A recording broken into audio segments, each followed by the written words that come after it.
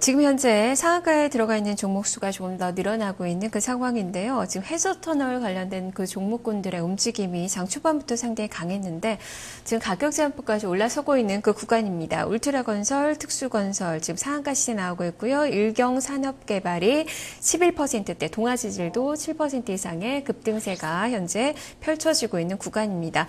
그리고 어제 이어서 이 전자결제 관련된 종목군도 조금 더 힘을 내는 모습이 기록이 됩니다. 다날이 지금 4일 연속의 상승세, 최근에 거래도 많이 늘어나고 있는데요. 3% 이상의 상승세 기록이 되고 있고 한국사이버결제나 KG 이니시스 등도 1에서 2%대 플러스권이 유지가 되고 있는 그 구간입니다. 자, 그러면 여기서의 전략, 어떤 전략이 필요한지 현물시장의 전략을 짚어보도록 하겠습니다. 과연 증권사용권들 오늘 시장에서 어떤 전략 주고 있을까요? 화면을 통해서 한 줄로 정리를 해봤습니다.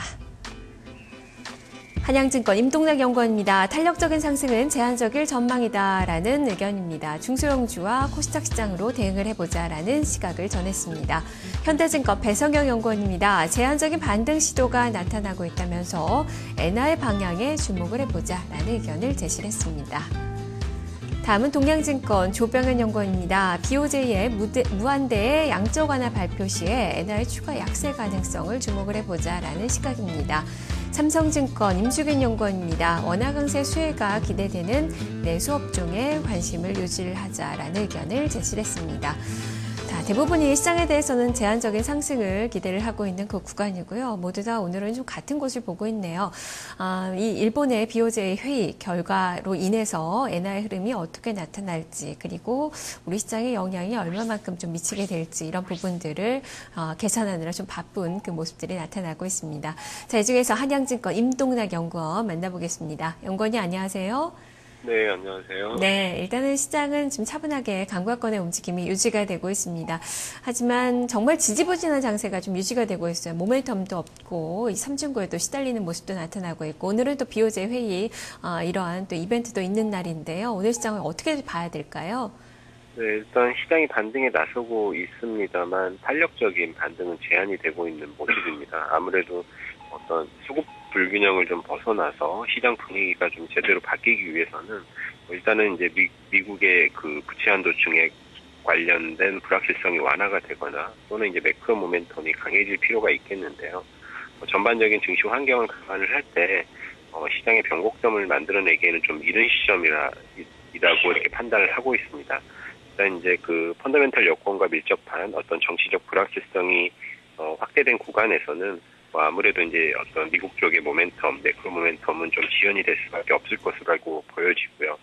중국에서도 이제 저번 주에 지표 호전 소식이 전해졌지만, 중국 역시도 미국이나 유럽 상황이 좀 불확실한 상황에서 어떤 중국만의 독자적인 재료로 분위기 반전을 이끌고 또 유지시켜 나가기에는 좀 한계가 뒤따를 수밖에 없어 보입니다. 물론 이제 최근에 이제 유럽 쪽 리스크 수위가 상당 부분 낮아지기도 했고, 또 중국 경제가 작년 3분기를 바닥으로 또 차츰 개선되고 있다라는 그런 안도감, 그리고 앞서 말씀드린 이제 미국의 부채 한도 협상 역시 극단적인 시나리오로 전개될 가능성은 낮다는 점에서 국내 증시가 어떤 감내하지 못할 변동성이나 급격한 가격 조정에 처하지는 않을 것으로 예상을 하고 있습니다만, 당분간은 당분간의 이제 투자 심리는 엔화 약세 그리고 원화 강세 환경에서 어떤 실적 부담을 좀 느낄 수밖에 없을 것으로 예상을 하고 있고요.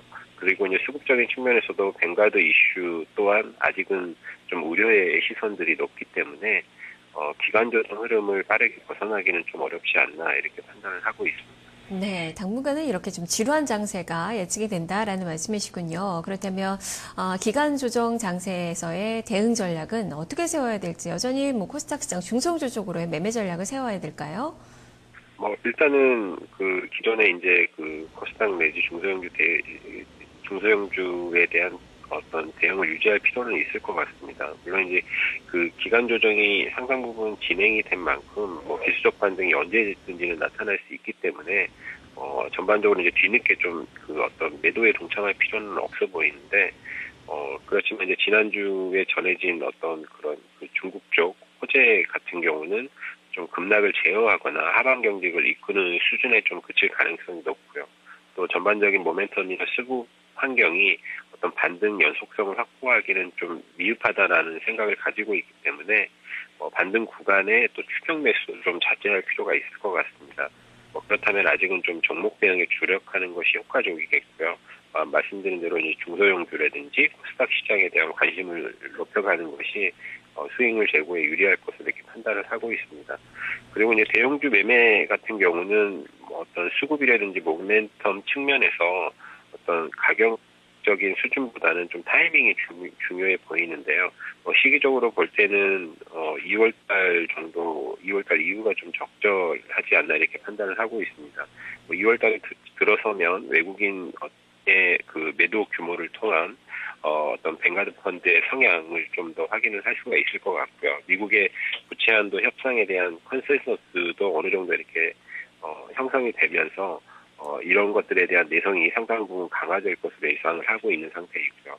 그리고 이제 중국의 춘절 효과라든지 3월달에 있는 양해에 대한 기대감을 통해서 중국 모멘텀도 지금보다는 강화가 될 것으로 전망을 하고 있기 때문에 시총 상위 대형주들 같은 경우는 저가 매수 관점에서 계속 이렇게 접근해 나가신 것이 효과적일 것으로 이렇게 전망을 하고 있습니다. 네, 알겠습니다. 말씀 잘 들었습니다. 예, 감사합니다. 네, 당분간의 현재 전략을 그대로 유지하시는 그 전략이 좀 필요한 그 구간이 아닐까 싶고요. 일단 2월을 대비하는 전략에서 대형주들은 1월 후반 정도부터 좀 관심을 가져보신 전략도 필요할 것 같습니다. 자, 이렇게 한양증권 임동락 연구원과 함께했습니다.